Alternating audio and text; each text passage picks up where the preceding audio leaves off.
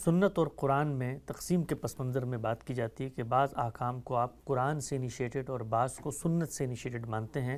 سوال یہ پوچھا جاتا ہے کہ اس تقسیم کا شرعی یا تاریخی معیار کیا ہے؟ اگر نکاح، حج، طلاق سب حضرت ابراہیم کے زمانے سے چلے آ رہے تھے تو کچھ قرآن انیشیٹ کرتا ہوا ہمیں نظر آتا ہے، یہاں پر طلاق کے احکامات دیتا ہے، نکاح کے بارے میں بتاتا ہے اور چیزیں۔ اسی تناظر میں سوال یہ کیا جاتا ہے کہ خواتین کی ناپاکی کے ایام میں نماز کی مکمل معافی یہ صرف سنت جاریہ سے ثابت ہے، تو پھر چھوٹی رخصتیں قرآن میں کیوں بیان کی گئی ہیں؟ ہمیں قرآن مجید کے اندر بھی رخصتیں بیان نظر آتی ہیں، خود نماز کے باب میں بتا دیا ہے کہ تم پر قصر میں کوئی پرابلم نہیں ہے، تو اگر یہ جاری تھیں تو ان کی جو ڈیٹیلز ہیں وہ پھر قرآن مجید میں کیوں آتی ہیں زیر بحث؟ دیکھیے بڑی سادہ سی بات ہے، یعنی پہلے سے کیا موجود تھا،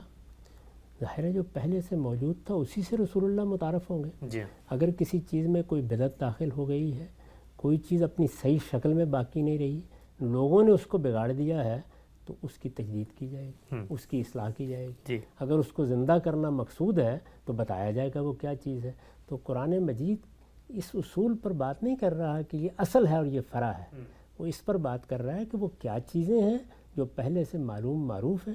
مثلا نماز ہے، مثال کے طور پر روزہ ہے، مثال کے طور پر حج ہے، عمرہ ہے۔ عرب ان سے واقف تھے، بہت اچھی طرح جانتے تھے، ان سب چیزوں کے لیے الفاظ ان کی زبان میں موجود تھے، ان کے مصداق سے وہ واقف تھے۔ پھر صرف اتنا ہی نہیں ہے، قرآن نے ان میں سے ہر ایک کی تاریخ سنائی ہے، یعنی یہ تاریخ ہم نے کہیں المفصل فی تاریخ العرب قبل الاسلام میں نہیں پڑھی، یہ خود قرآن میں بیان ہوئی ہے۔ نماز کی پوری تاریخ قرآن میں بیان ہوئی ہے، ہم نے اس کا حکم کب دیا، کس کس پیغمبر کو دیا۔ روزے کی تاریخ بیان ہوئی ہے، وہ تو جہاں روزے کا ذکر ہوا ہے وہاں پہلا جملہ یہی ہے، کتب علیکم الصیام کما کتب علی الذین من قبلکم۔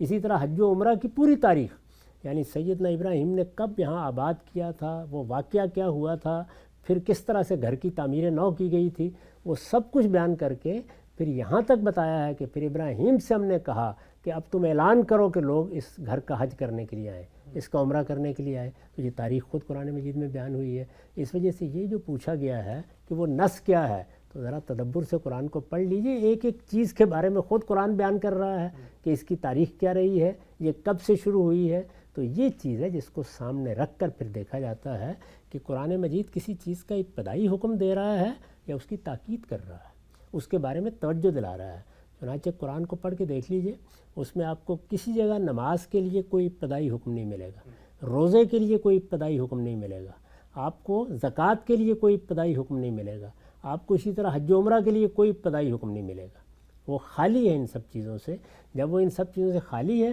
تو پھر ظاہر ہے کہ جو آدمی تدبر کرے گا اس پر واضح ہو جائے گا کہ یہ قرآن تاکید کر رہا ہے، کسی موقع پر توجہ دلا رہا ہے، جیسے ہم توجہ دلاتے ہیں، روز کہتے ہیں، اپنے بچوں سے کہتے ہیں، لوگوں سے کہتے ہیں نماز کا اہتمام کرو۔ یہ ابتدائی حکم نہیں بیان ہو رہا ہوتا، بلکہ پہلے سے موجود معروف نماز کے بارے میں تاکید کی جا رہی ہوتی ہے۔ تو قرآن ان چیزوں کی کبھی تاکید کرتا ہے، کبھی تذکیر کرتا ہے، کبھی توجہ دلاتا ہے، کبھی ان سے انحراف کرنے والوں کو تنبیہ کرتا ہے، کبھی ان کے نتائج بیان کرتا ہے۔ وہ کسی جگہ ان کا ابتدائی حکم بیان نہیں کرتا۔ یہ قرآن مجید کو تدبر سے پڑھنے کے بعد قرآن کے ہر طالب علم پر دو اور دو چار کی طرح واضح ہو جاتا ہے۔